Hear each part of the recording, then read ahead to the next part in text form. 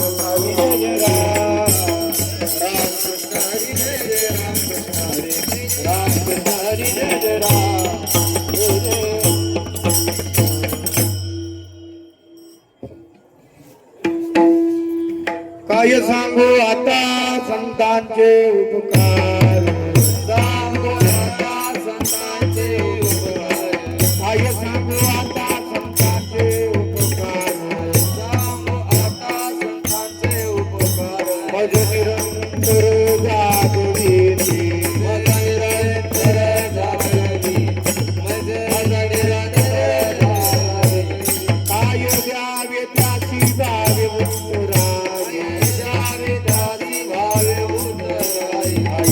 विद्यार्थी भावे उत्तराय, विद्यार्थी भावे उत्तराय, एकता पायी जीव थोडा, पायी जीव थोडा, एकता पायी जीव थोडा, सहज बोलणे येत उपदेश, सहज बोलणे येत उपदेश,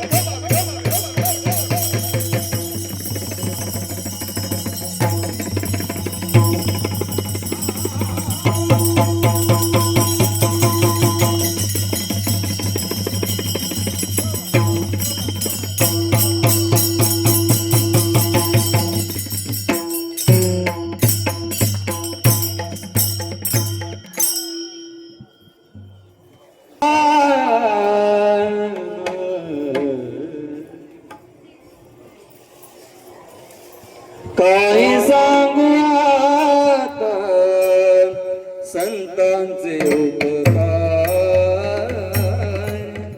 काही सांगू आता संतांचे उपकार,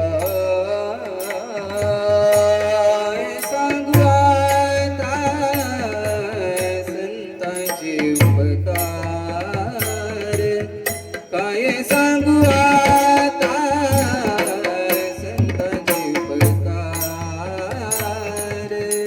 काय सांगू आता संतांचे उपकार, काय सांगू आता संतांचे उपकार, काय सांगू आता संतांचे उपकार, काय सांगू आता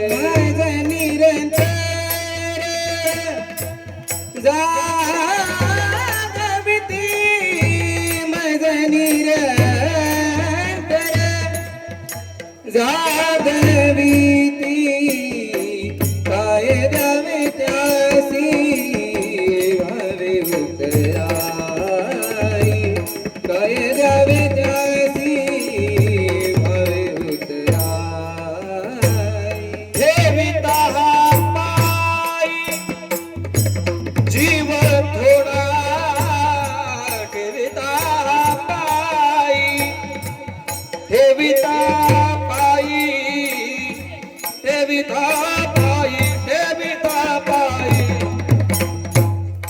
जीव थोडा जीव थोडा थोडा जीव थोडा जीव थोडा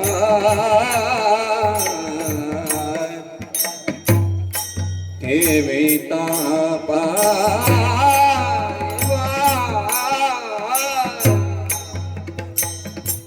ठेविता पायी पायी पायी जीव थोडा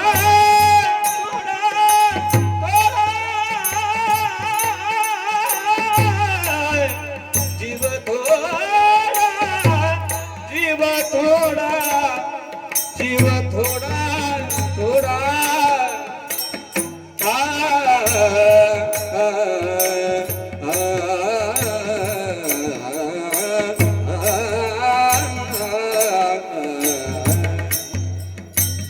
ठेविता पायी ठेविता पायी जीव थोडा काय द्यावी त्यासी व्हावी उतराई काय द्यावी त्यासी व्हावी उतराई ठेविता पायी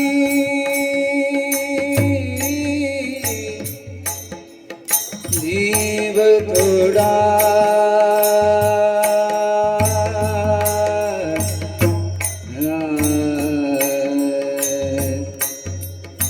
जीव थोडा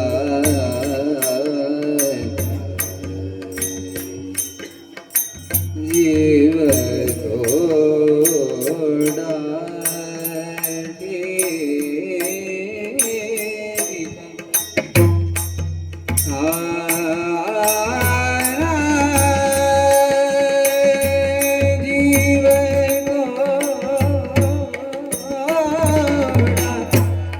जीव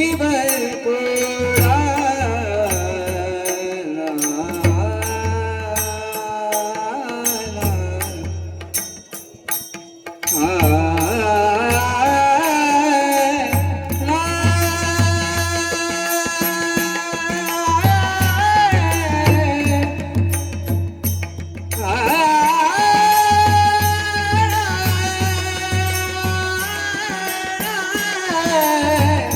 जीव थोडा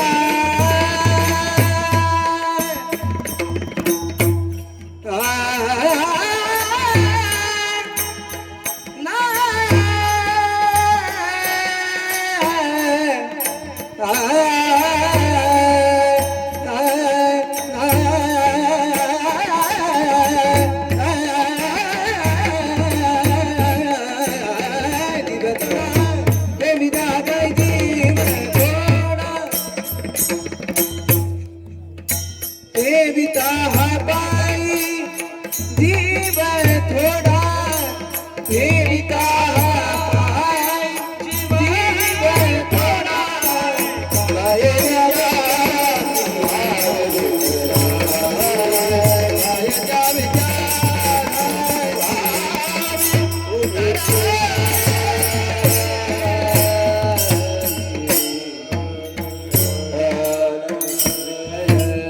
द्यावे टाळी वाजून भजन बसले मंडळी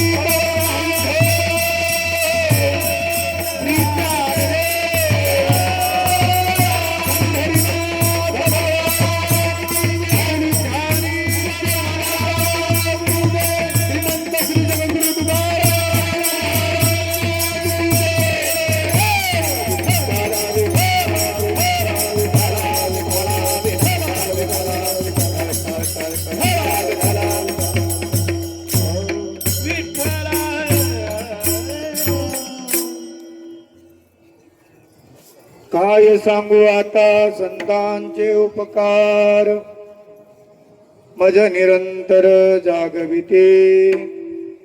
काय द्यावे त्यासी भावे उत्तराई, ठेविता पायी जीव थोडा. सहज बोलणे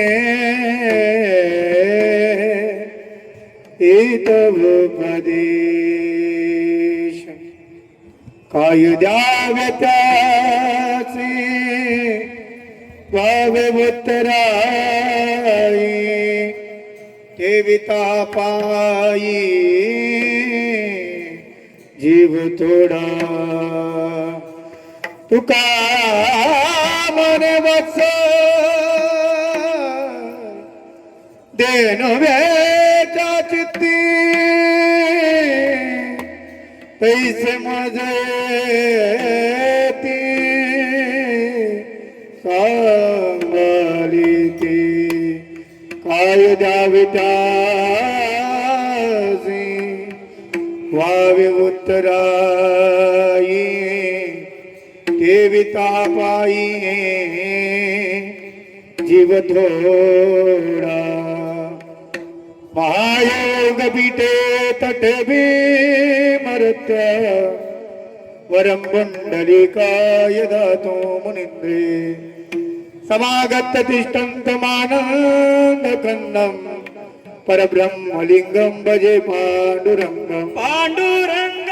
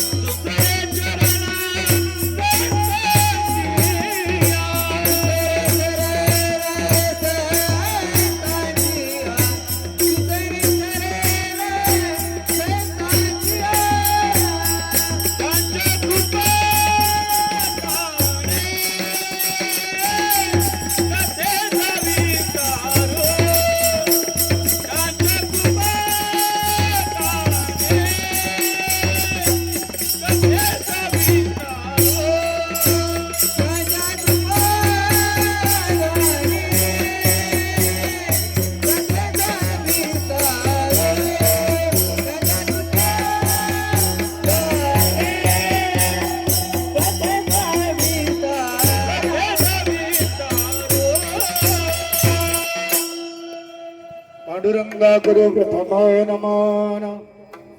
दुसरी चरण संतांची या, पंचकृपादाने कथेचा विस्तार. बाबाजी सद्गुरु दास दुखा. ओम नमो ज्ञानेश्वरा.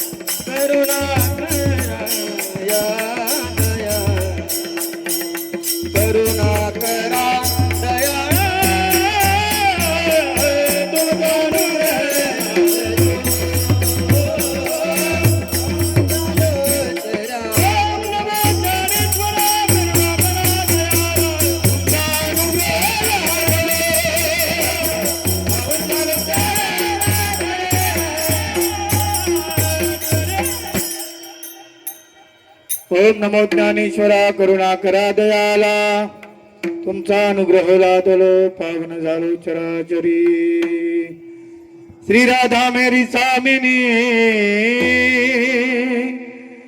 मेरा देखो दास जन्म जन्म मोहि दे जियो श्री वृंदावन को श्री गुरु चरण सरोज रजन तुम मुकुर सुधारी वरण रघुवर विमल जसु जोदायक गुरुचारी बुद्धिहीन तनु जानिके सुमिरो पवन कुमार बल बुद्धि विद्या देव मोहि हरहु कलेश विकार ए दुख बांधन मारुति नंदन ए दुख बांधन सुन ले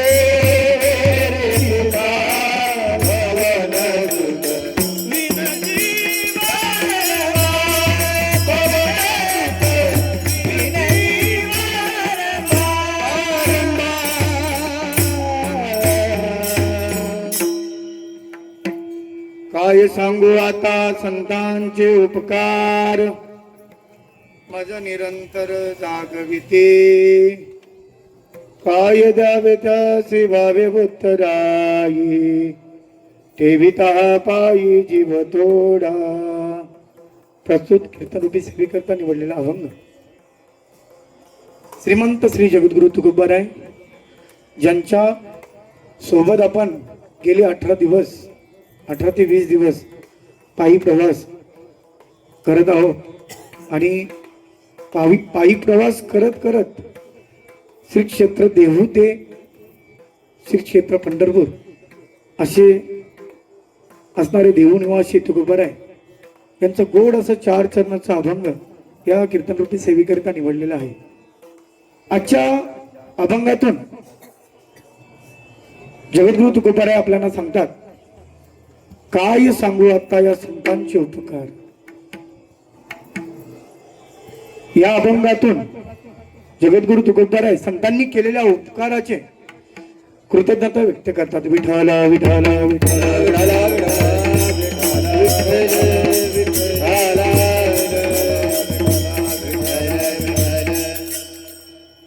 संतांनी केलेल्या उपकाराची जाणीव आज आपल्याला आहे की नाही मला माहिती नाही, पण या अभंगातून जगद्गुरु तुकोबाराय आपल्याला ज्या अर्थी सांगतात संतांनी आमच्यावर उपकार केलेत म्हणजे जगद्गुरु तुकोबारायांनी देखील उपकार केलेले आहेत.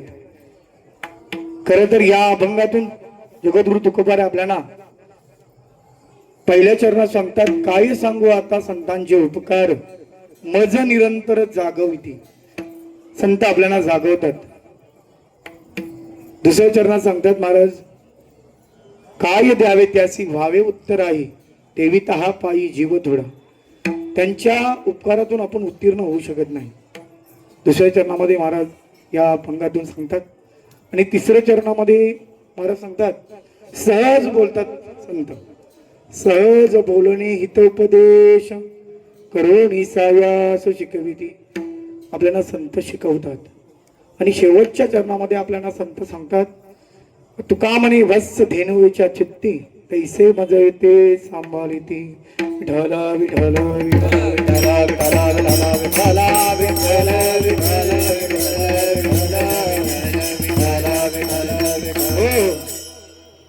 अभंगावर सुरुवात करण्यापूर्वी 2 शब्दात परिहार द्यायचा तो असं की गेली 20 दिवस आपण ज्या क्षेत्रातून पायी प्रवास करत पंढरपूर या क्षेत्रामध्ये आपण दाखल झालेले आहोत. आणि आज मी खरंच स्वतःला भाग्यवान समजतो का कीर्तनाची सेवा आज माझ्यासारख्या प्रामाणाकडे तुम्ही दिलेली आहे. मी काय मोठं कीर्तनकार नाहीये, माझी जागा तिथे आहे, पण ती जागा तुम्ही आज मला इथे दिली. खरं तर तुमचे सर्वांचे उपकार माझ्यावर आहेत. विठ्ठला विठ्ठला विठ्ठला विठ्ठला.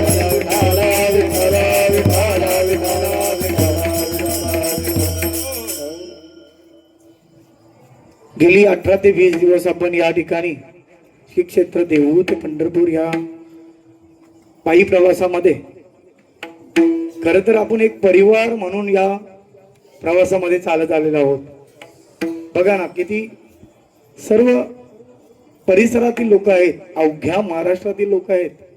असं नाही का बाबा एक ठाणे जिल्हा आलेला आहे, पुणे जिल्ह्यातून आलेले आहेत, सातारा जिल्ह्यातून आलेले आहेत, भरपूर सोलापूर असेल, सर्व सर्व जिल्ह्यातून आलेली आपली, ठाणे जिल्ह्यातून आपली सर्व भिवंडी कल्याणकर मंडळी असतील, सर्व मंडळी एकत्र पायी प्रवास गेले 18 ते 20 दिवस आपण एका कुटुंबासारखी या ठिकाणी प्रवास करत, दरमजल करत आणि या ठिकाणी पंढरपूर या क्षेत्री निवासी आपण पोहोचलेलो आहोत. खरं तर आपण भाग्यवान आहोत, आपण वारी करतो. वारीच्या बद्दल आपण बोलायचं झालं तर वारीचे अनुभव खूप आहेत. आपण आता मागे पिराच्या कुरोलीवर आपले योगेश महाराजांनी पण पंढरीचं महत्व इतकं सांगितलं, वारीचं महत्व इतकं सांगितलं.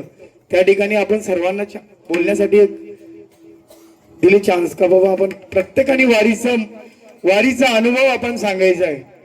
प्रत्येकाने प्रत्येकाच्या बुद्धीप्रमाणे वारीचा अनुभव सांगितलेला आहे. पण वारी म्हणजे काय माहिती आहे का? वारी आपण वर्षाचे 365 दिवस आहेत माऊली, 365 दिवस वर्षाचे आहेत.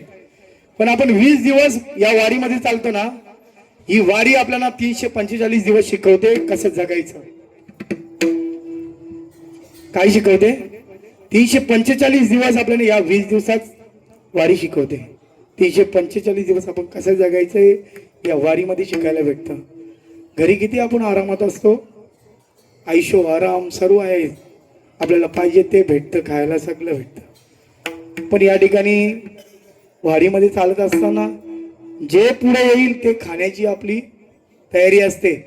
आणि हेच तर खरी वारी आहे. वारीचा अनुभव आता आम्हाला सांगायचं झालं तर आमच्या गुरुवारी असणारे आमचे अंबादास बाबा असतील, माधव बाबा असतील, या सर्वांच्या जोडीला यांच्या सोबत आम्ही चालत आणि गायन शिकत आलो. या मंडळीने आम्हाला पुढे घेतलं तेव्हा आम्ही गायन शिकलो आणि सर्व महाराष्ट्रभर फिरतो माऊली. पण खरं म्हटलं तर आम्ही या लोकांचे उपकार आहेत आमच्यावर पण, का आम्ही वारीमध्ये चालायला लागलो, आम्हाला पुढे घ्यायचे. चला, आमचे बालराम बाबा असतील, सोमनाथ बाबा असतील, मला सगळे प्रेमाने बबल्या बोलतात. चल बबल्या पुढे चल बोल.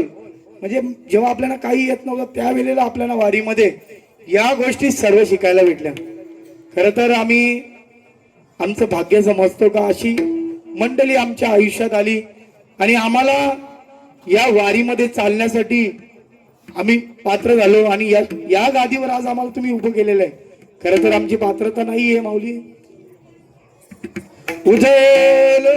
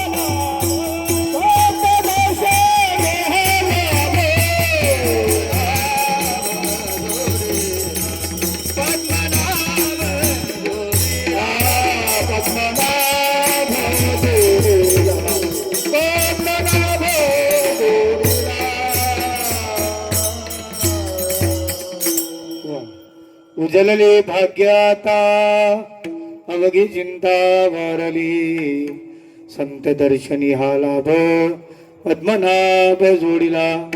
खर तर संतांची भेट झाली म्हणून आपण आज या ठिकाणी आहोत. आज मी मुद्दामून हा अभंग निवडला. मी ज्या वेळेला मला सुखदेव भाऊंनी त्या ठिकाणी आपण पिराच्या गोळीला आलसमन केलं कार्यक्रमाचं. तर मी मोरेश काकांना विचारलं का बाबा मी कुठला अभंग घेऊ असं.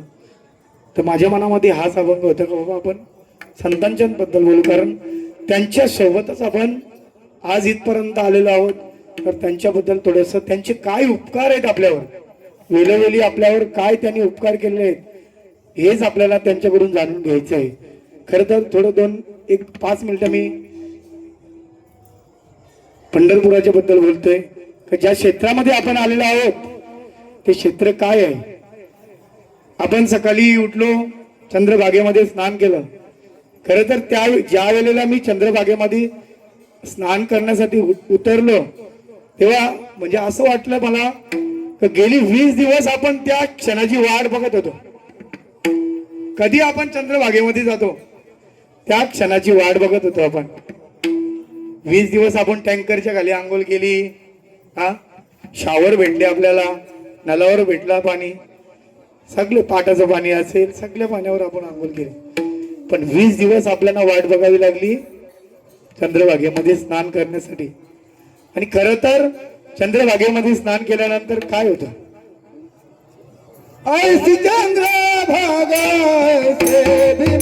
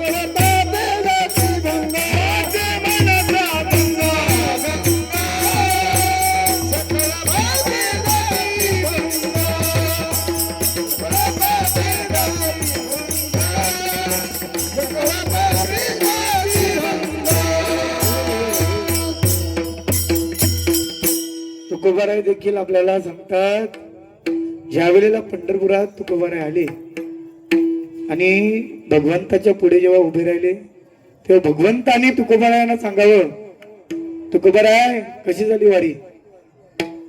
तुकोबाराय तर छान झाली वारी, एकदम आनंदात वारी झाली. तेव्हा तुकोबारायांना भगवंत म्हणतात काहीतरी मागा. पण भगवंता पुढे तुकोबारायांनी काय मागितलं असेल, पंढरीचा वार करी वारी चुकून हरी.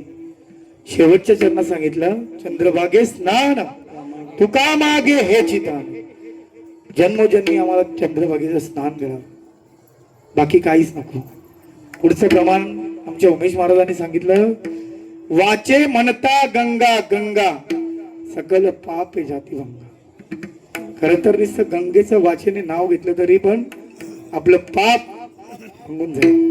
किती पवित्र स्थान आहे हे पंढरपूर. काही लोक आपल्याला म्हणतात तुम्ही पंढरपूरला जाता, काय सुख भेटतं तुम्हाला पंढरपूरमध्ये जाऊन. खर तर या पंढरपुरामध्ये आल्यानंतर सुखाचा पारावच नाही हो. आपण जसं म्हणतो समुद्राची मोजमाप नाही करू शकत तसं हे सुख आहे. आनंद तेचा मुखया शिवाचा, मुखया शिवाचा, आनंद तेचा मुखया शिवाचा, आनंद तेचा मुखया शिवाचा. बहिरी ऐकते काळी रे, बहिरी ऐकते काळी रे, बहिरी ऐकते काळी रे, बहिरी ऐकते काळी रे. आंधळाची डोळे पंगळाची पाय, आंधळाची डोळे पंगळाची पाय, आंधळाची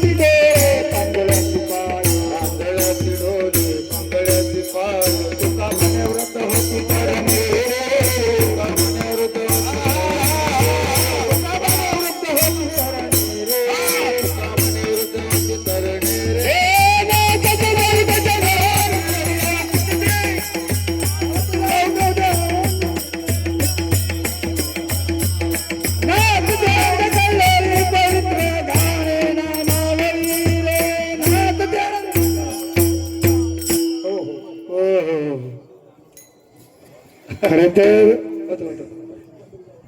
होतं थोडं थोडं कधी कधी असं वयोमानामध्ये होतंय. आनंद कळवली नामावळीने. बरोबर. हा बरं.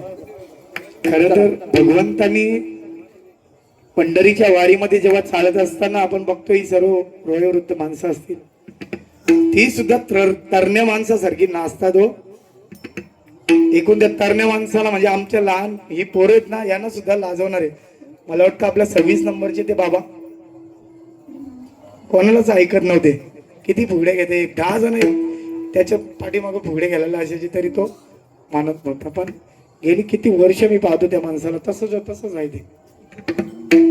म्हणजे भगवंताच्या भेटीसाठी जात असताना वयस्कर असतील, तरुणी असतील, महिला वर्ग असेल, सर्व आनंद घेत असतात आणि सुख देणारा तोच आहे बाबा. मी तर तुम्हाला सांगतो ना, आपले जे सुख दुःख आहेत ना, कोणापुढे नका मांडत जाऊ. आपले जे सर्व आपण बघतो ना, आपण सांगतो आपला हे दुःख आहे, ते दुःख आहे.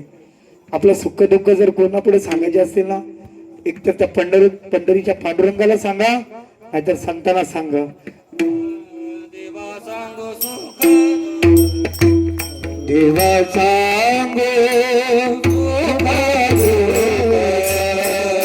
देवा सांगो सुख दुःख देव निवारील भूक देव निवारील भूक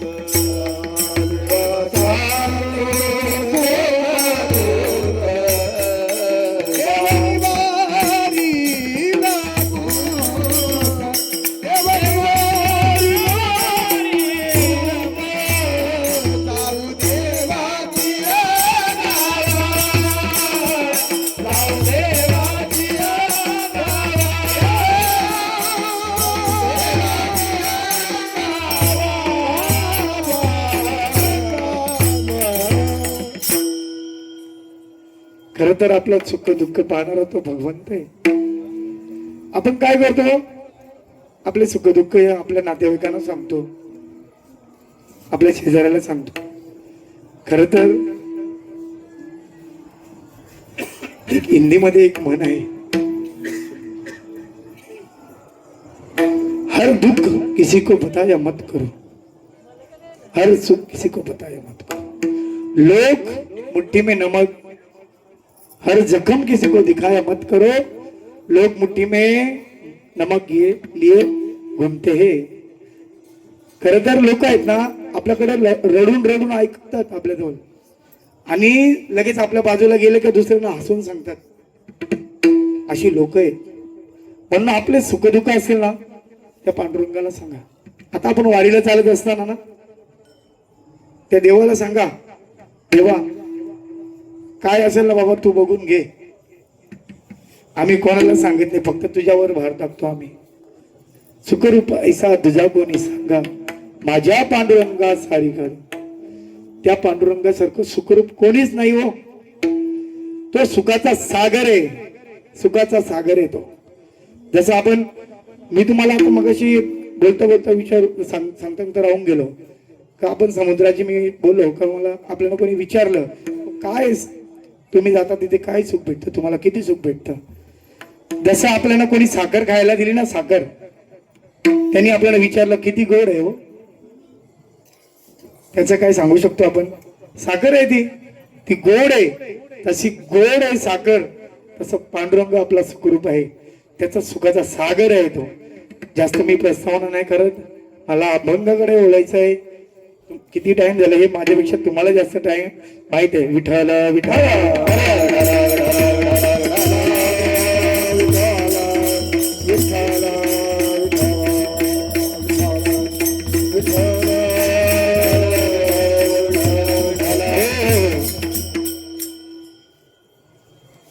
सेवेकरिता निवडलेल्या अभंगातून जुगवर गोरवारा सांगतात.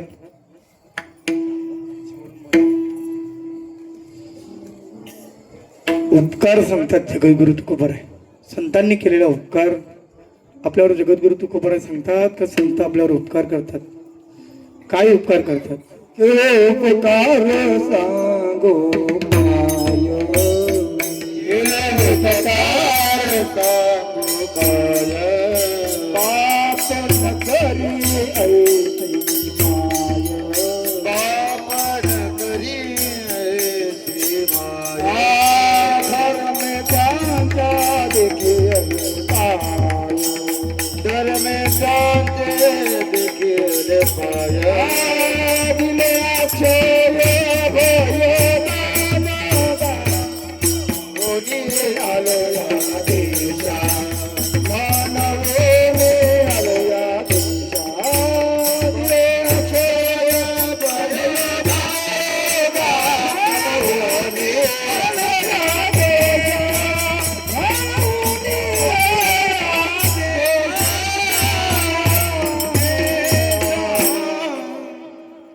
केले उपकार सांगू काय बाप न करी माय ऐसे सांगा संत जन धर्मे त्यांचे देखील काय दिले अक्षय अभय दानगा.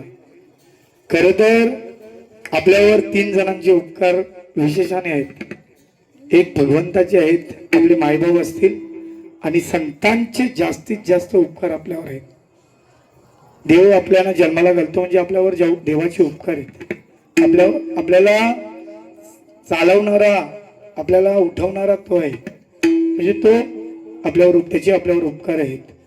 आणि खरं तर मायबापाचे आपल्यावर उपकार आहेत. मायबापाचे आपल्यावर काय उपकार आहेत? मायबाप आपल्याला जन्माला घालतात, परत जन्म देऊन वाढवतात.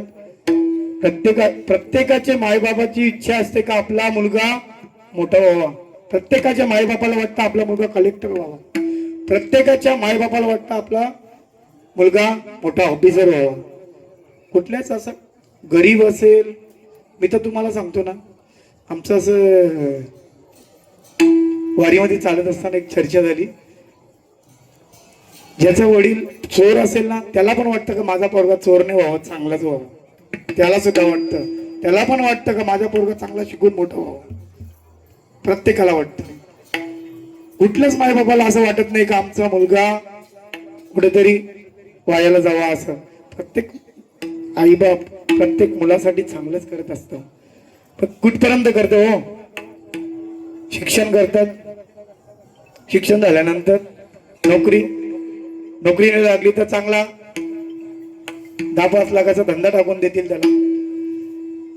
धंद्यामध्ये नाही यश आलं तर दुसरं काहीतरी करून देतील. ते झाल्यानंतर लग्न आहेच. लग्न करून दिल्यानंतर मायबापाचं संपलं. म्हणून संतांच्या पुढे मायबापाचे देखील उपकार कमी पडतात. खरं तर संतांचे आपल्यावर काय उपकार आहेत? आपण या ठिकाणी भगवंतानी 7 प्रकारचे घटक परोपकारता निर्माण केलेले आहेत. रविचंद्र घना वृक्ष नदी गावश्च सज्जना येथे परोपकारार्थाय युगे देवी निर्मिता. भगवंताने 7 घटक निर्माण केले परोपकारासाठी. पण आजच्या अभंगातून जगद्गुरु तुकोबराय फक्त आपल्याला संतांचेच उपकार सांगतात. मग बाकीच्यांचे उपकार नाहीत का हो आपल्यावर? बाकीच्यांचे पण उपकार आहेत आपल्यावर, पण त्यांचे उपकार एक स्मित आहे. पहिलंच काय सांगितलेलं आहे? रवी. रवी म्हणजे सूर्य. सूर्य आपल्याला तेज देतो, उष्णता देतो. पण सूर्य तेज उष्णता देत असताना, उजेड देत असताना, आता उजेड आहे का हो? आता अंधार पडला ना. आता अंधार पडला म्हणजे सूर्याचे देखील उपकार आपल्याला कुठेतरी कमी पडतात. सूर्याला देखील अस्ताला जावं लागतं. चंद्र देखील काय शीतलता देतो. जे आपण अन्न खातो ना, त्याच्यामध्ये चंद्र अमृताचा वर्षाव करत असतो. पण चंद्राला देखील घटे कमी व्हावं लागतं. 15 दिवस नंतर आपण पौर्णिमेला चंद्र पूर्ण बघत असतो, पण त्याला देखील कलेने कमी व्हावं लागतं. म्हणजे चंद्राचे देखील उपकार संतांच्या उपकारापुढे कमीच आहे. पुढे काय सांगितले? घना म्हणजे पाऊस. बरोबर ना? ढग का मेघ पाऊस काही ढगच पाऊस मला असं वाटतं घना घना हा ढग पावसाने भरलेले ढग पावसाने भरलेले ढग. पाऊस असं विचार नाही करत का हे नास्तिकाचं शेत आहे, हे आबाबाचं शेत आहे, हा? हे आमदारचं शेत आहे, असं नाही. पाऊस पडताना सर्व इकडे भरत असतो. मला वाटतं जगद्गुरु प्रमाण आहे, नाही विचारित हागंदारी शेती. बरोबर ना? नाही विचारित हागंदारी शेती, मेघ हागंदारी शेत. बरोबर.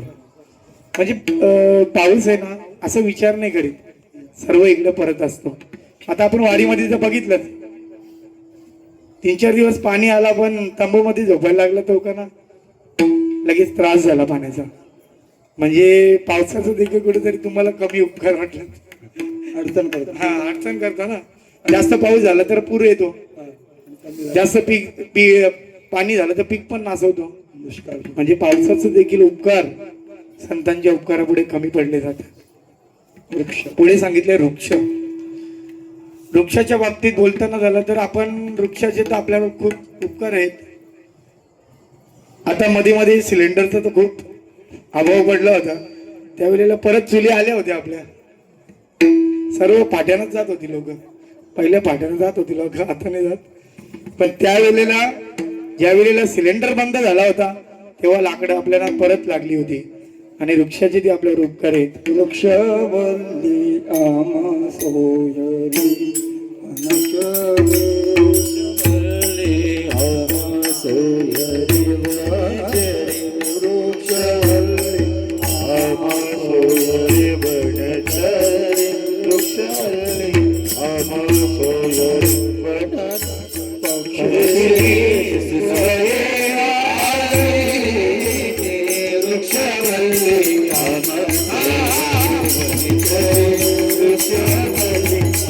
सोयरी वनचरी. तुकोबराय देखील म्हणतात वृक्षवल्ली अम्मा सोयरी वनचरे. खरं तर आपल्यावर वृक्षाचे उपकार आहेत, सावली देतो. ज्ञानोबरायांनी तर मला वाटतं एक ओवी खर्च केली, का जो खांडावया खाव घाली लावणी का लावणी जायने केली, दोघा एकच सावली. दोघा एकाची सावली वृक्ष देश वृक्ष देत असे. म्हणजे जो तोडायला जातो ना, कुऱ्हाड घेऊन जातो बघा, आपण बघतो आपल्या गावाकडे, जो कुऱ्हाड घेऊन तोडायला जातो त्याला सुद्धा सावली देणारा वृक्ष आहे.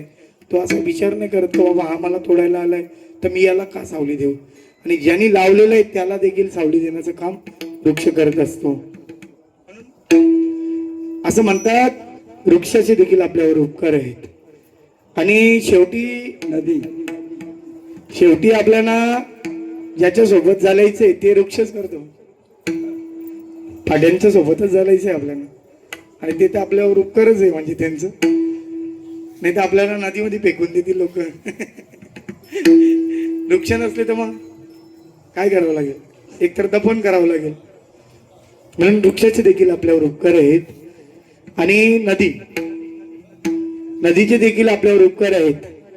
का फेडीत पाप ताप पोखीत तिरीचे पादप समुद्र जाय आप गंगे गंगे जैसे. नदीचे उपकार,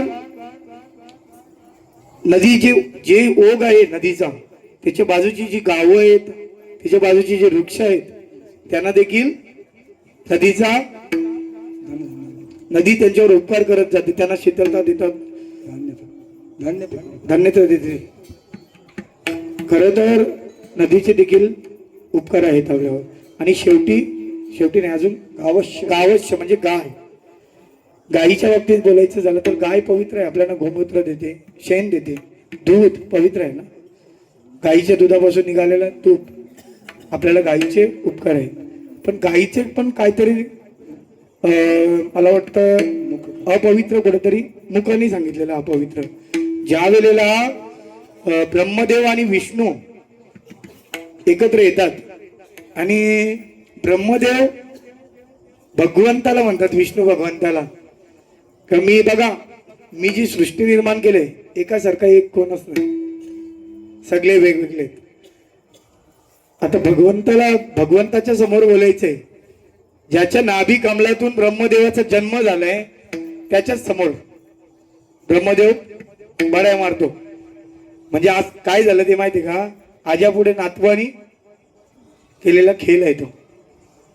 पण त्याचं काय हे होत नाही का, तो ब्रह्मदेव बोलतोय का मी श्रेष्ठ आहे. आता विष्णू भगवान तर काय बोलले का, बाबा आपल्यामध्ये काय होणार नाही, आपण भगवान शंकराकडे जाऊया. आणि भगवान शंकराकडे गेल्यानंतर भगवान शंकराला म्हणतात का आमच्यामध्ये श्रेष्ठ कोण आहे. भगवान शंकर म्हणतात मी तुम्हाला सांगतो, माझी 2 कामं करा तुम्ही, मग मी तुम्हाला सांगतो. आणि ते मी सांगतो तुम्हाला तेव्हा 2 मिनिटं भजन करा. विठ्ठल विठ्ठल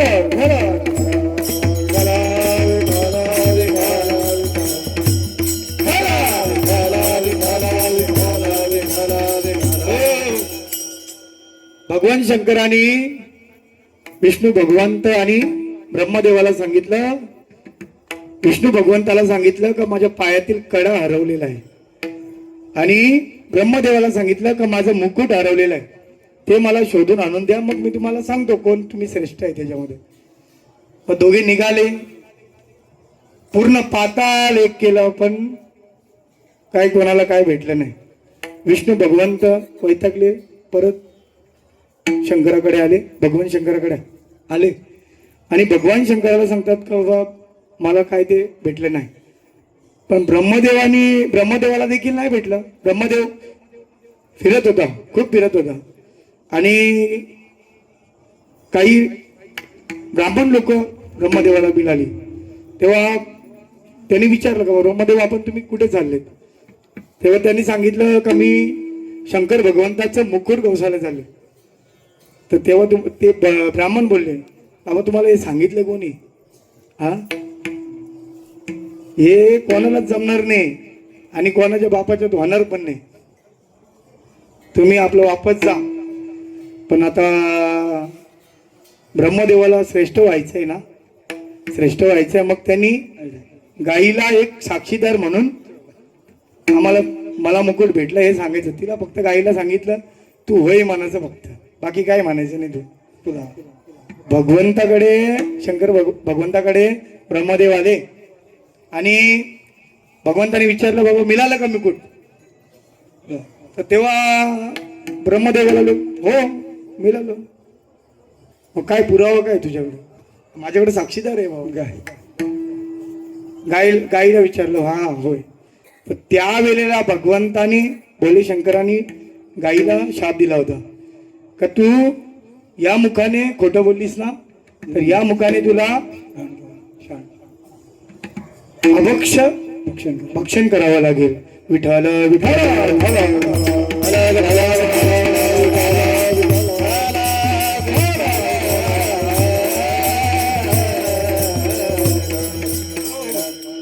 म्हणजे गाय देखील मुखाच्या द्वारे आहे जी अपवित्र आहे. आणि आपण दर्शन घेत असताना मुखाकडून न घेता पाठीमागून दर्शन घेत असतो. असं माझा अधिकार नाही तुम्हाला सांगायचं, कारण तुम्ही सर्व माझ्यापेक्षा मोठी आहेत.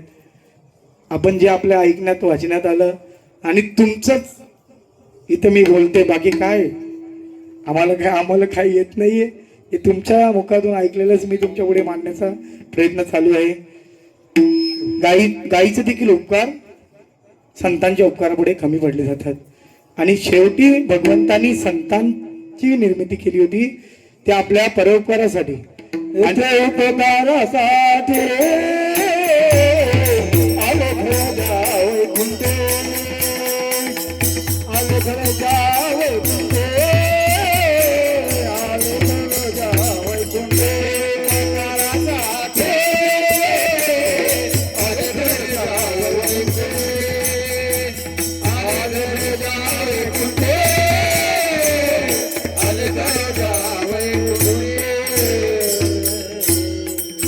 येथे उपकारासाठी आले गरजा वैकुंठी. येथे उपकारासाठी संत आपल्यावर उपकार करण्यासाठी आलेले आहेत. आता तुम्ही बोलाल उपकार उपकार बाबा कधीपासून उपकारच चाललेलं आहे तुझं. खरं तर उपकाराचे पण काहीतरी 4 प्रकार आहेत. दोन वर्गामध्ये एक कृतज्ञ आणि एक कृतज्ञ आहे. त्याच्यामध्ये उपकाराचे देखील 4 प्रकार सांगितलेले आहेत. एक वर्ग असा आहे का तो अपकारावर अपकार करणारा आहे. एक वर्ग असा आहे एक उपकारावर उपकार करणारा आहे. तिसरा वर्ग असा आहे अपकारावर उपकार करणारा आहे. अपकारावर उपकार करणारा आहे आणि उपकारावर अपकार करणारा एक वर्ग आहे. मला वाटतं शेवटी आपण अपकारावर उपकार करणारा ठेवू आणि तिसरा उपकारावर अपकार करणारा घेऊ. म्हणजे असे 4 प्रकारची लोक आहेत का. आता बघतो आपण पहिलाच अपकारावर अपकार. आता आपण बोलतो गावामध्ये कुठे काय झालं, कोणाचं जर वाद झाले तर मग आपण अशी काही मंडळी जमतोय, बा असं नव्हतं व्हायला पाहिजे होतं, असं नव्हतं करायला पाहिजे होतं त्यांनी. मग दुसरा लगेच बोलतो ते काय ते पण तसेच आहेत म्हणून हे पण असे आहेत. हे अपकारावर अपकार करणारे लोक आहेत. दुसरा वर्ग आहे उपकारावर उपकार करणारे. असं म्हणतात पांडवांनी जेव्हा राजस्व यज्ञ घातला त्या यज्ञामध्ये शुकाचार्यांनी अन्नग्रहण केलं होतं. तर त्या उपकाराची परतफेड करण्यासाठी मला वाटतं अर्जुनाचा नातू बरोबर आहे ना. अर्जुनाचा नातू परीक्षिती राजा ज्या वेळेला त्याला समजलं त्याच्या हातून जे पाप घडलं आणि त्याला सांगितलं का बाबा आता तू 7 दिवसात मरणार आहेस. मग त्याला सांगितलं बाबा तुला मुक्ती पाहिजे असेल तर तुला भागवत ऐकावं लागेल. त्यांनी विचारलं बाबा मला भागवत सांगेल कोण. मग तेव्हा शुकाचार्यांचा पत्ता परीक्षिती राजाला सांगितलं बाबा ते सांगतील का मला. सांगतील ना, का नाही सांगणार. तुम्ही फक्त त्यांच्याकडे जा आणि त्यांच्याजवळ जात असताना त्यांना पहिला दंडवत घाला. दंडवत घालून त्यांनी विचारलं तुम्हाला का बाबा तुम्ही कोण. तुम्ही काहीच सांगायचं नाही, फक्त बोलायचं मी अर्जुनाचा नातू, बस, बाकी काही बोलायचं नाही. एवढं म्हटल्यानंतर शुकाचार्याकडे गेले. त्यांनी त्यांचं दर्शन घेतलं, झालेला प्रकार सर्व सांगितला आणि शुकाचार्यांनी विचारलं बाबा तू कोण आहेस. तेव्हा परीक्षित राजा म्हणतो का मी अर्जुनाचा नातू आहे. मग त्यावेळेला त्यांनी सांगितलं का मला तुमच्या मुखातून भागवत कथा ऐकायची आहे आणि भागवत कथेचं जर मी श्रवण केलं तर 7 दिवसात मी जाणार तर आहेच, पण मला तुमच्याकडून भागवत कथा ऐकायची आहे. मग त्यावेळेला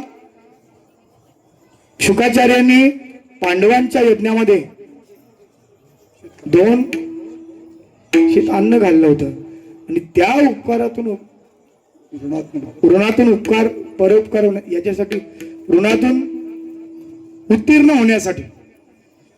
होण्यासाठी बघा पांडवांचा नातू किती कसे असतील, साधू कसे असतील, साधू आहेत ते. म्हणजे पांडवांचा नातू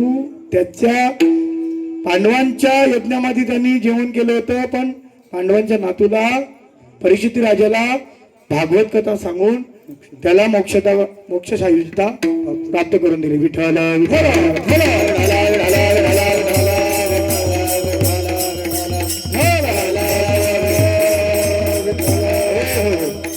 हे झालं उपकारावर उपकार.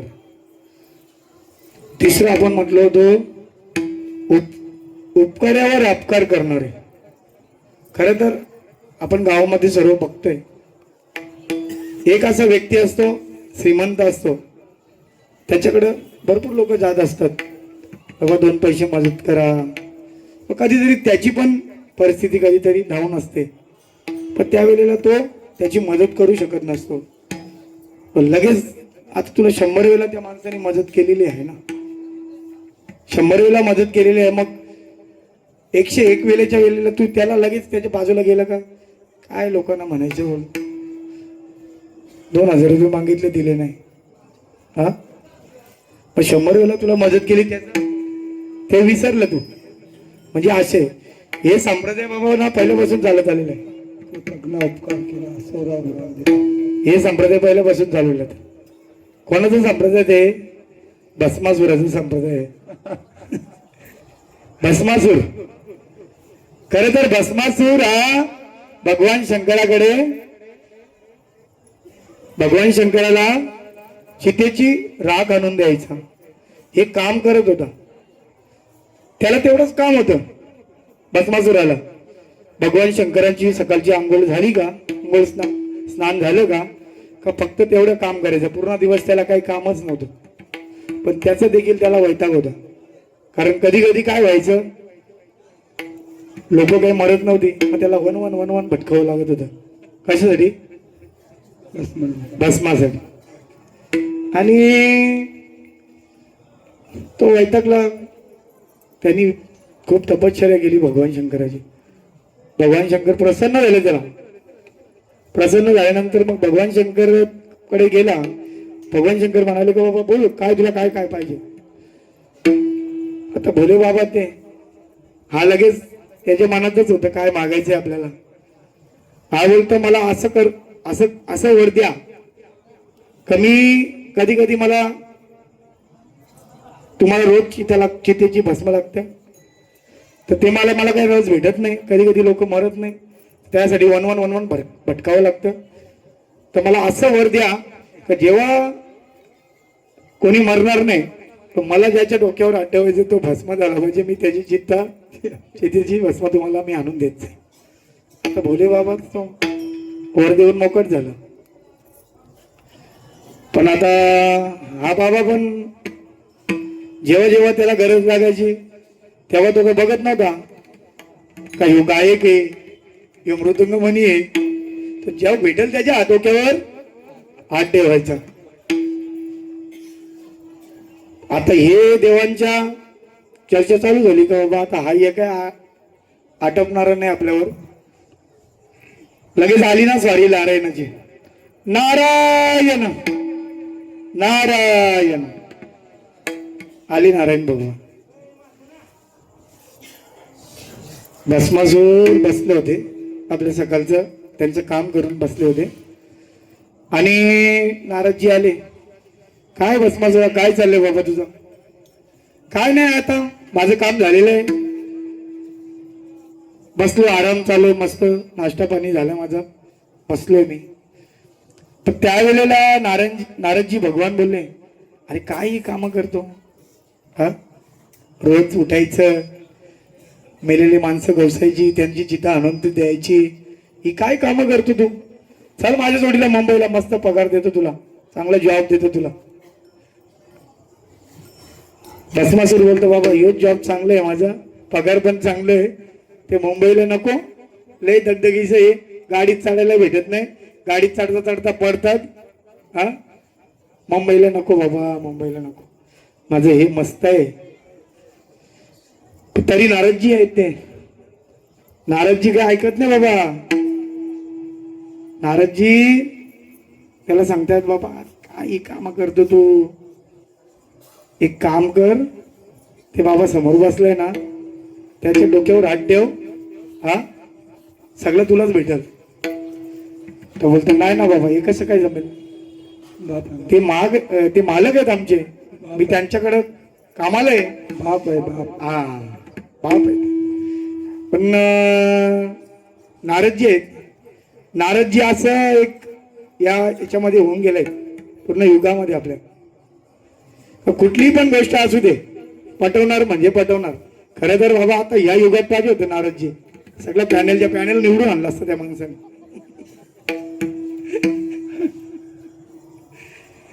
नारदजीने बाबा कसं पटवलं त्याला, मला तुला नोकर नाही बघायचं, तुला मालक झालेलं बघायचंय.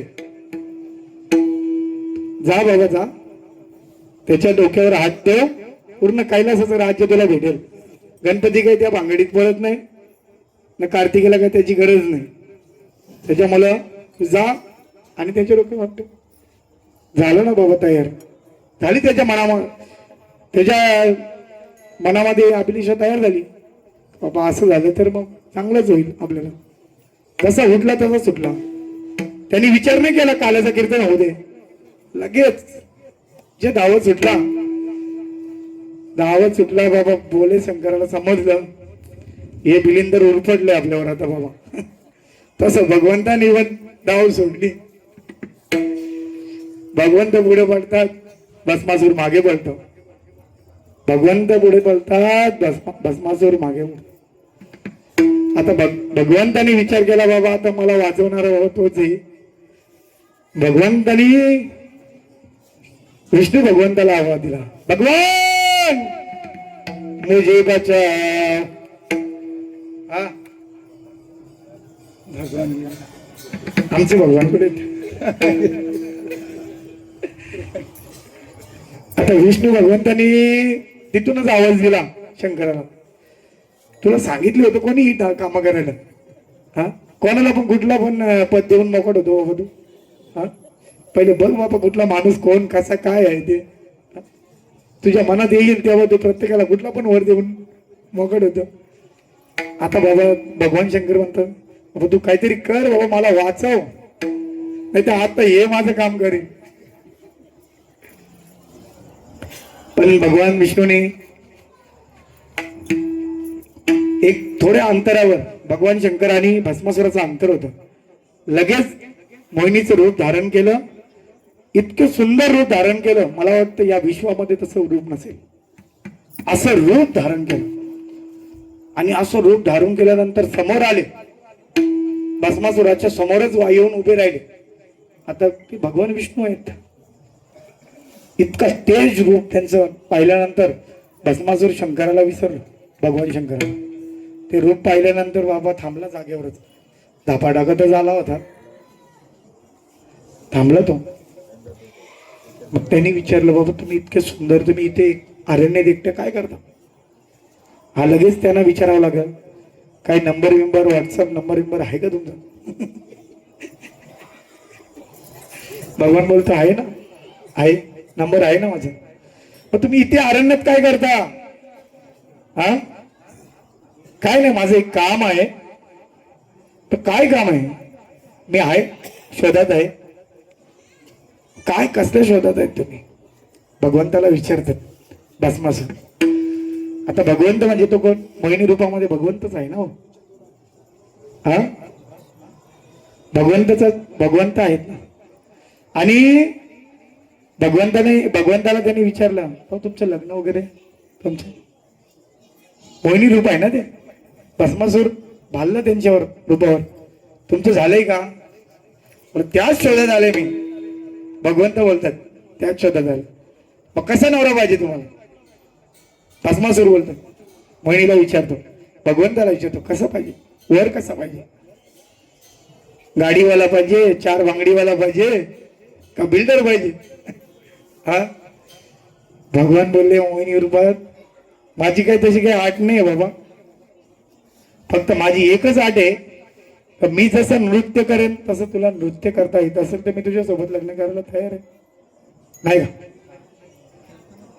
मग आता भगवंत बस तो बाबा बोलला, बाबा ठीक चालेल. मग आता हे काही सोपं काम आहे, नाचायचं काम काय? हा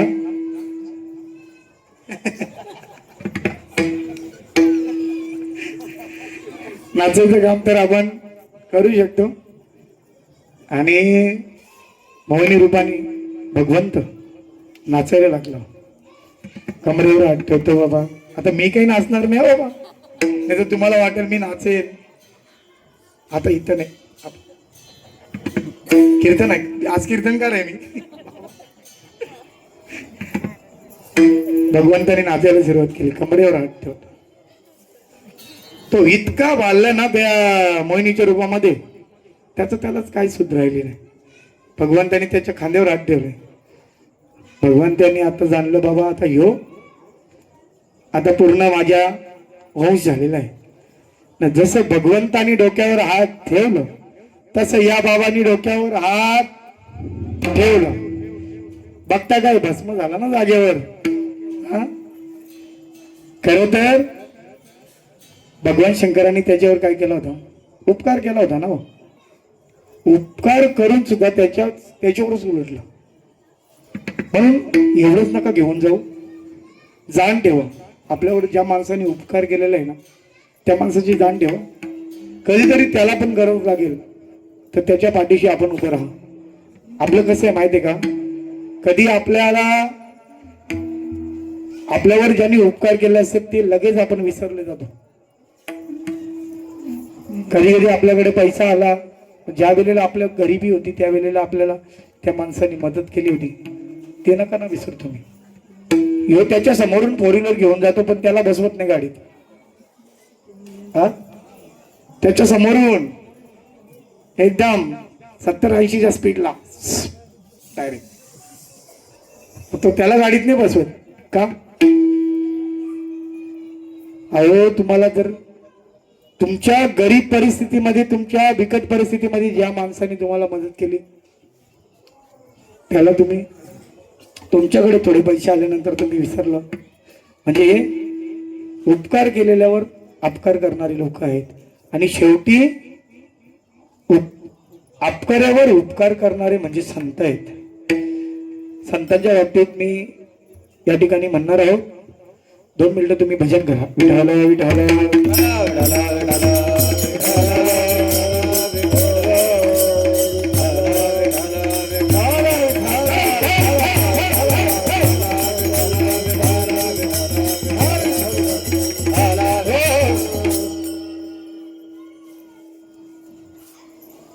खरं तर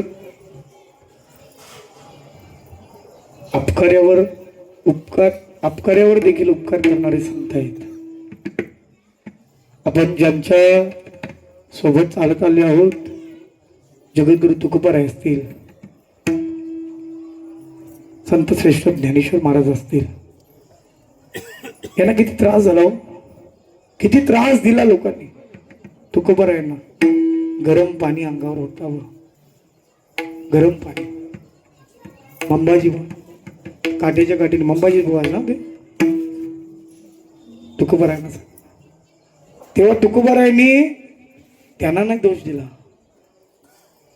गरम पाणी अंगावर ओतलं तेव्हा, झालं माझी काया लागला बनवा दावरे जेव्हा माय भगवंताला आवडत, त्याला नाही म्हटलं तुम्ही का माझ्या अंगावर पाणी. आज आपल्या अंगावर कोणी गरम पाणी वाटल्यानंतर काय होणार आहे अवस्था, आपण त्यांना भांडायला होतो. आता वारीमध्ये चालत असताना बघतो ना आपण, थोडं आपला धक्का लागला तरी आपले लगेच भांडण होतं. असं आहे. पण जगद्गुरु तुकोबारायांना संत आहेत ते, किती त्रास. अहो, गाडवावर धिंड काढली, गाडवावर धिंड काढली. त्यावेळेला आऊसाहेब जगद्गुरु तुकोबारायांना म्हणतात, अहो तुम्ही काय गाडवावर बसले. जगद्गुरु तुकोबाराय काय म्हणतात बघा आवलीला, अहो आवली बघा ना, हे लोक सर्व चालत चालले, मी त्याच्यावर बसलोय. काय संत असतील म्हणजे त्यांना कुठलंच काय नाही. नाथरायांचं उदाहरण आपण पाहू शकतो. नाथरायांच्या अंगावर यवन अंगावरी तुमका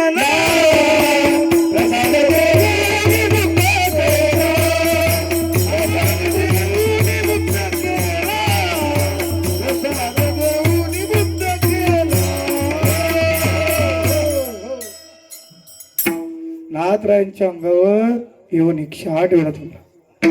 पण नाथरायांच्या इतकी पावर होती ना, एका क्षणात त्या भस्म करू शकला असते. त्या माणसाला, त्या यवनाला एका क्षणात भस्म करू शकला असते. पण तसं नाही केलं. उलट त्याला प्रसाद देऊन मुक्त करण्याचं काम संतांनी केलं. उलट त्याला धन्यवाद म्हणतात. बाबा तुझ्यामुळे आज मी 108 वेळा अंघोळ करू शकलो. हा काय संतांचे कसे संत असते. जे कारंजले गांजले त्यासी माने जो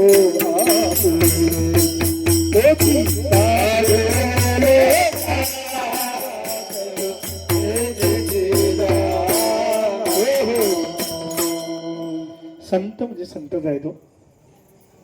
खर तर आता मी माऊलींच्या प्रसंगाकडे येतो.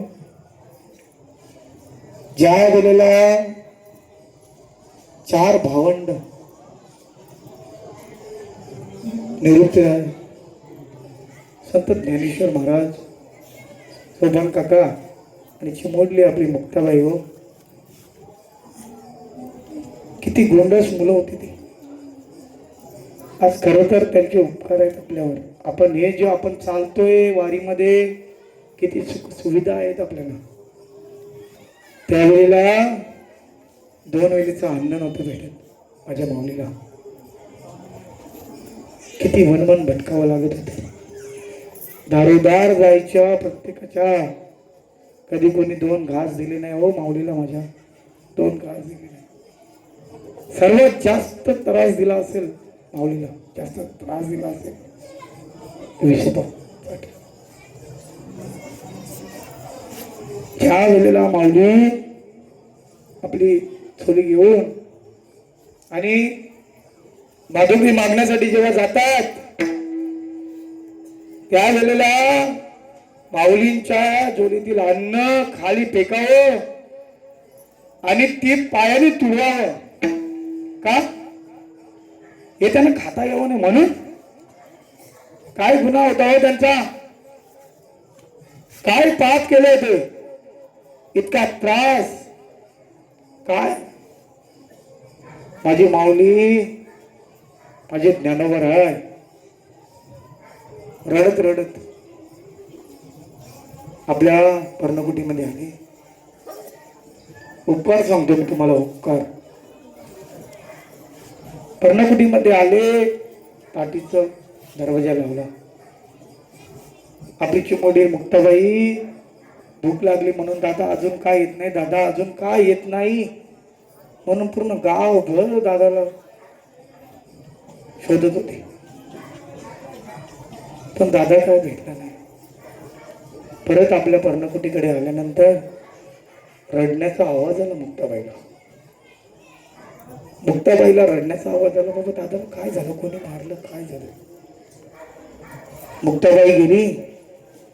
खरे उपकार आपल्यावर कोणाचे आहेत हे सांगतो माऊली तुम्हाला मी. खरे उपकार. आज आपण जी ज्ञानेश्वरी वाचतोय, जे हरिपाठ आपण म्हणतोय, खरे उपकार आपल्यावर मुक्ताबाईचे आहेत. मुक्ताबाईचे उपकार आहेत. त्या वेळेला जर मुक्ताबाईनी ज्ञानोबाला सांगितलं नसतं, ज्ञानोबा तुम्ही योगी आहात, योगी योगी पावन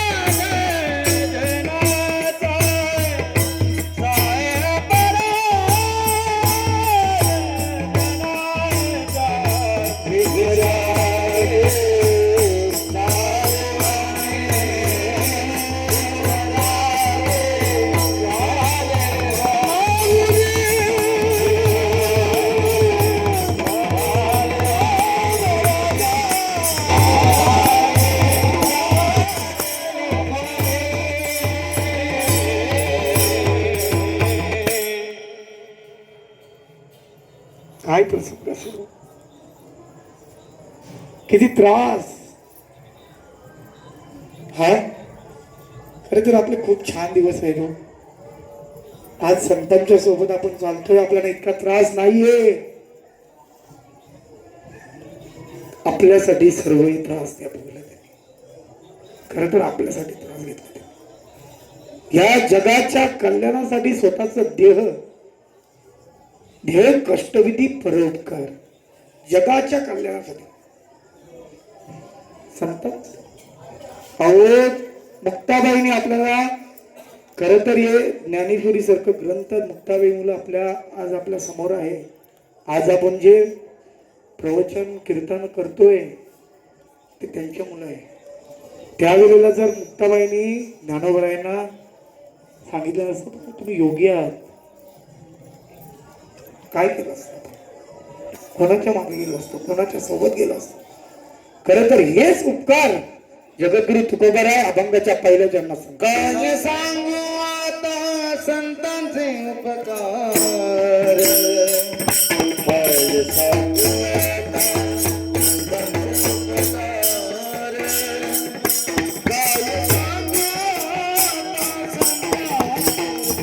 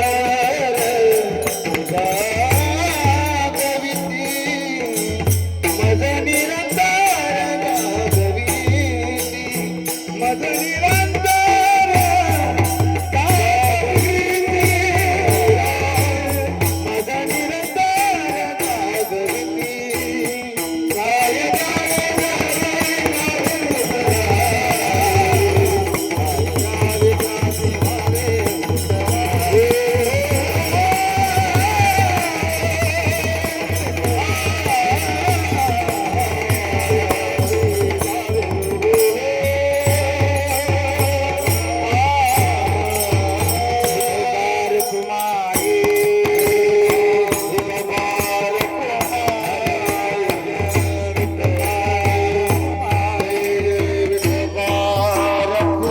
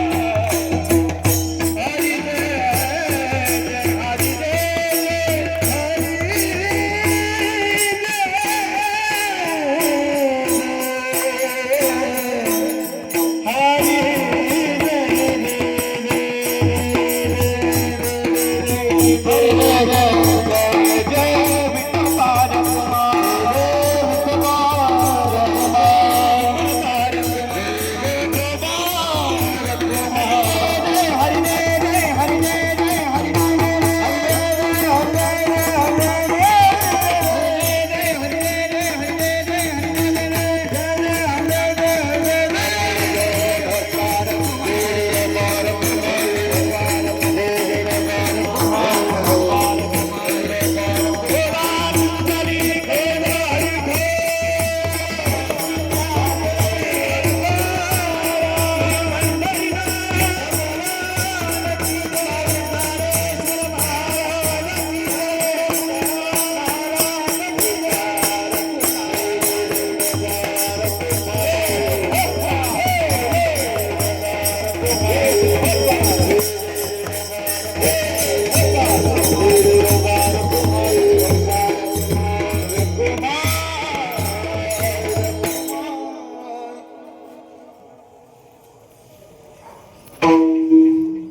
काय सांगू आता संतांचे उपकार, मज निरंतर जागविती काही द्यावी त्याची वावे उत्तराई ठेविता पायी जीव थोडा.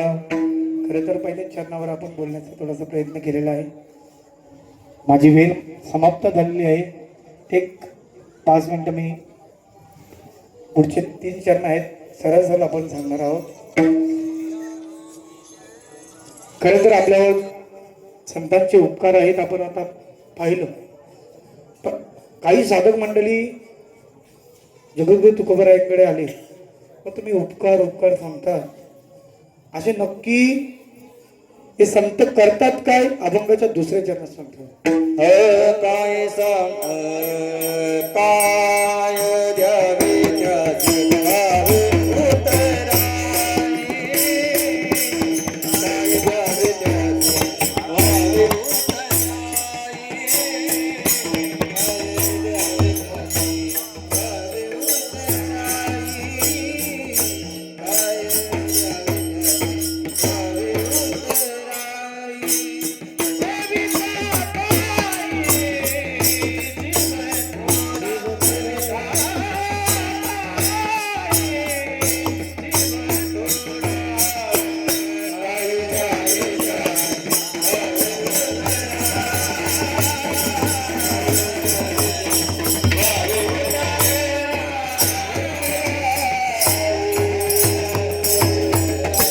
वावे द्यावे त्याची व्हावे उत्तराई ठेविता पायी जीव थोडा. जगद्गुरु तुकोबाराय या ठिकाणी जीव म्हणतात. कुठल्याही प्रकारचा अवयव नाही सांगितलं, शरीर नाही सांगितलं, जीव सांगितलेला आहे. जीव का सांगितलं? भगवान जगद्गुरु तुकोबाराय म्हणतात, संतांच्या उपकारातून आपण उत्तीर्ण तर होऊ शकत नाही, पण त्यांच्या समोर जर आपला जीव पण ठेवला तरी पण ते पण कमी होईल. आपलं प्रेम कशावर असतं? आपल्या शरीरावर असतं. कोणाला वाटतं आपला एक भाग असा रिकामी व्हावा? कोणाला नाही वाटत हो. हा, प्रत्येकाचा शरीरावर प्रेम आहे, प्रत्येकाचं प्रेम आहे. एक मी उदाहरण तुम्हाला एक शॉर्टकटमध्ये सांगतोय. एक माणूस होता, त्याला एक जखम झाली होती पायाला जखम झाली होती. 6 महिने त्या माणसाने दुर्लक्ष केलं त्याच्यावर. डॉक्टरकडे गेला. डॉक्टर बोलले, बाबा तू जास्त दिवस ते जखम काढल्यामुळं पाय तुझं कापावं लागेल. डॉक्टरला विचारलं, किती खर्च येईल? डॉक्टर बोलले, काय 50,000 रुपये खर्च येईल तुला बाबा. ज्याचं पाय कापायचं आहे तो बोलतोय, डॉक्टर साहेब 50 नाही 1 लाख घ्या, पण पाय कापायचं नाही. काय बोलतो? शरीरावर प्रेम आहे ना आपलं, शरीरावर प्रेम आहे सांगतो मी तुम्हाला. डॉक्टर बोलले, बाबा पाय कापावंच लागेल. मग 1.5 लाख घ्या, पाय कापावंच लागेल. 2 लाख घ्या. डॉक्टर साहेब बोलले, 2 नाही 2.5 लाख पण दिले ना तरी पायच कापावं लागेल. डॉक्टर विचारतो, बाबा का असं? आता पाय कापला नाही तर 6 महिन्यात तुला घराच्या बाहेर काढते. तेव्हा त्याला समजलं, बाबा 6 महिन्यात मी मरण, जीवच जर वाचला नाही मग या शरीराचं करायचं काय? मग तो लगेच बाबा डॉक्टर 1.5 नाही 2 घ्या, इथून कापायचं ना तो इथून कापा, पण माझा जीव वाचला पाहिजे. म्हणजे शरीरावर प्रेम करतो आपण. कुठपर्यंत शरीरावर प्रेम करतो? जोपर्यंत जीवावर येत नाही तोपर्यंत. कधी कधी आपण बघतो ना, गाडीचा अपघात झाला तर लगेच म्हणतात, गाडीचं काय व्हायचं ते होऊ दे, जीव वाचला महत्वाचं आहे. म्हणून जगद्गुरु तुकोबाराय म्हणतात की जीव सुद्धा ठेवला ना तो पण थोडाच आहे. पुढे 3ऱ्या चरणात जगद्गुरु तुकोबाराय सांगतात, सहज बोलतात हो, सहज बोलणे हित उपदेश करोनी साह्यास शिकविते. सहज बोलतात. नारदजी वाल्मिक ऋषींना भेटले. वाल्मिक ऋषी कोण झाले हो? वाल्याचा वाल्मिकी झाला. सहज बोलले, सहज उपदेश केला. काय काय ख्याती असेल केले? रामायण रामाआधी. हा, रामाच्या भगवंताच्या आधी रामायण लिहून तयार. भगवंताला त्यांनी जसं लिहिलं होतं तसं वागावं लागलं. कोण होतं? किती लोकांना मारलं, किती रांजण भरले जात आम्हाला काही माहिती नाही, आपण काही बघायला नव्हतं तिथे, पण सहज बोलतात. आता आपलं भलं असं का आपली लोक आपलं असं आहे का आपण नुसतं सहज बोललो तरी कोणाची भांडण लावून देतो आपण सहज. परत झाल्यानंतर बोलतो, अरे सहज बोललो होतो मी, सहज बोलायची गरजच नाही तुला. मी सहज बोलला का पेटला तिकडे. हा? सहज संत सहज बोलतात. संत सहज बोलून आपल्याला साह्यासाने शिकवतात, साह्यास करून शिकवतात संत. खर तर संत आपल्या पुढे येतात आणि संत आपल्याला कर जोडून विनवितो तुम्हा, तुम्ही वासुदेव वासुदेव म्हणा. काय साह्यास आहे त्यांचं? त्यांच्या मनात आपल्याबद्दल फक्त एवढंच आहे का आपला उद्धार व्हावा, बाकी काय नाही. हो, तुम्ही नामस्मरण करावं हीच इच्छा आहे त्यांची. काय अपेक्षा आहे का संतांची आपल्याकडून? का त्यांना काय आपण काय देतोय का? आपला उद्धार व्हावा म्हणूनच ते या कलियुगात आले. आज त्यांच्या मुलं आपण हे वारीत चालतोय, संतांचे उपकार आहेत आपल्याला. सहज बोलतात आणि साह्यास करून शिकवतात आपल्याला, साह्यास करून शिकवतात. लोकांच्या पुढे जाऊन हात जोडून बोलतात, बाबा नाम घ्या. पण नाही ऐकत लोक, हो नाही ऐकत. पुढे जाऊन थोडी भीती दाखवतात, भीती. बाबा आताच नामस्मरण कर, पुढे अवघड यमदंड आहे. हा, मारती जोडीती तोडीती निष्ठूर यमाचे किंकर बहुसार. आता तुम्ही नामस्मरण जर नाही केलं ना, पुढे जाताना तुम्हाला मार खावा लागेल. असं मारतात का ते आपण भारे कसे जोडतो, हा तसं जोडतात. हा, पण ते पण ऐकून ते तसं पण ऐकत नाही. हो, हा, शेवटी संत आपल्या लागून या पाया विनवितो तुम्हाला, करटाळी बोला मुखी राम. आता आपल्या पाया परावा आपली पात्रता आहे का? संतांनी आपल्या पाया परावा, आपल्या पायाला लागावं संतांनी, आपली आहे पात्रता? संत आपल्या पुढे आले, लागून या पाया विनवितो तुम्हाला, करटाळी बोला मुखी राम. म्हणजे संत किती साह्यास करतात.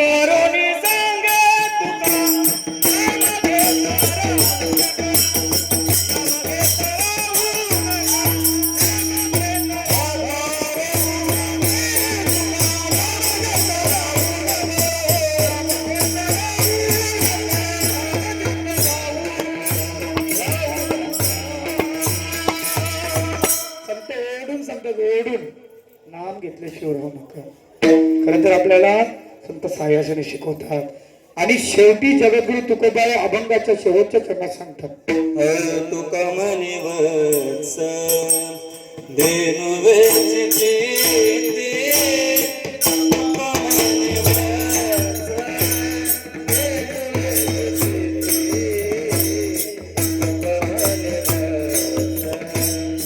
देनु वेचिती,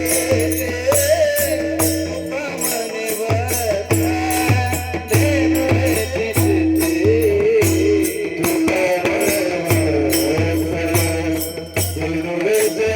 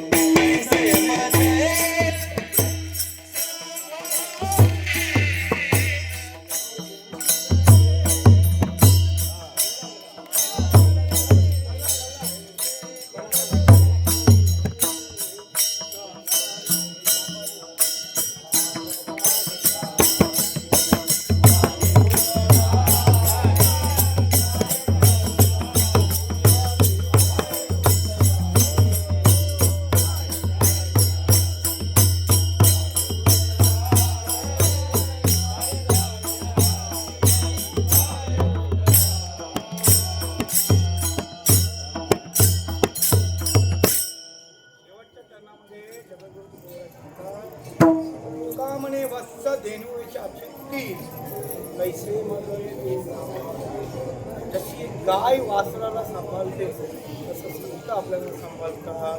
ज्ञानेश्वर माऊली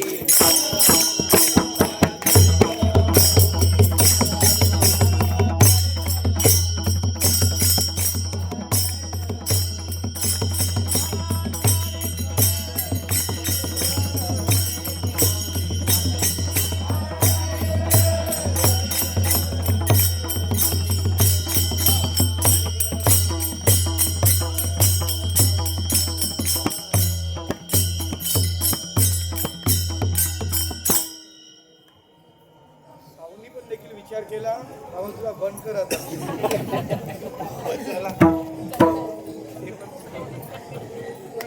असो शेतामध्ये येता सेवा करण्याचा प्रयत्न केलेला आहे. खरं तर माझे भाग्य आहे आज या क्षेत्रामध्ये सेवा करण्याचे योग आपल्या इंडी क्रमांक 28 च्या असणारे आमचे मालक तुकोबरायांचे भूषण नंदकुमारजी महाराज आणि आमची आई माताजी. खरं तर या दोन्ही माणसाचं माझ्यावर इतकं प्रेम आहे ना मला ते थोडं समजतात त्यांचं. आणि खरं तर त्यांच्या मुलं आज मी या ठिकाणी उभं राहतोय. मला असं वाटतं त्यांच्यासोबत चालून आणि त्यांचे मुलं आज या ठिकाणी येण्याचा उभं राहण्याचं मला भाग्य मिळालेलं आहे. आमचे सुखदेव भाऊ असतील त्यांनी आम्हाला आज्ञा केली करावं लागेल. आणि अप्पा असतील आपल्या कल्याण तालुका वारकरी संप्रदायाचे अध्यक्ष आदोजी बाबा पेशवे असतील. खरं तर माझे भाग्य आहे आज इतके गायक मंडळी सर्व परिसरातील मंडळी माझ्या कीर्तनाला आहे. मी तर मला सर्वांनी गातानाच बघितलेलं आहे, कीर्तन करताना पण सर्वांना बघितलं. आणि खरं तर माझे भाग्य आहे. आणि आज आपल्या ज्यांच्या आपण सानिध्यामध्ये या निवासस्थानी आपण जे थांबतोय असे असणारे आमचे कल्याण बाबा हे देखील वारी करणारे आहेत. आपल्या जगद्गुरू तुकोबरायांच्या सोहळ्यामध्ये 1 नंबरच्या डिग्रीमध्ये थांबले. पायाच्या मुल्या यावर्षी मला वाटतं बाबांची वारी आले होते का. त्यांनी देखील परमार्थ आयुष्यभर ते आणि आज त्यांच्या सानिध्यात आपण आहोत. बघा किती सुविधा आहे. अहो पंढरपूरमध्ये जागा नाही लोकांना झोपायला. प्रत्येक जण येतो बाबा रूम भेटत तर रूम भेटत. आज आपण त्या ठिकाणी आपल्याला चांगली सुविधा आणि प्राप्त झालेली आहे.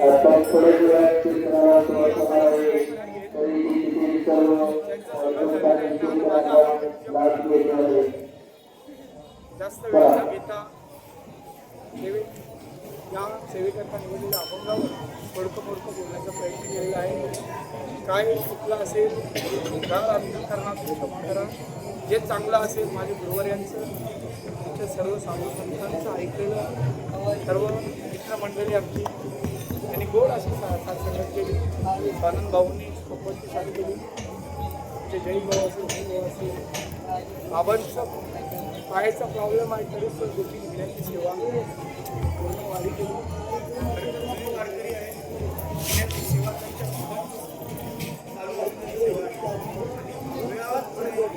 सुद्धा त्यांना मीच म्हणालो बाबा तुम्ही मुक्कामाच्या ठिकाणी जात जा, तिथून आपले विनेकरी येत जा, तिथे त्यांना घेऊन जात जा. 1-2-3 दिवस चालले पण खरं तर त्यांच्यामुळं पण आम्ही या दिंडीमध्ये सेपरेट चालतो. म्हणजे त्यांची पंढरपूरमध्ये ते जोगदार आहेत ना हो. आणि त्यांच्यामुळे सुद्धा आम्हाला या देवाचा योग आला त्याबद्दल सर्वांचे आभार मानतो.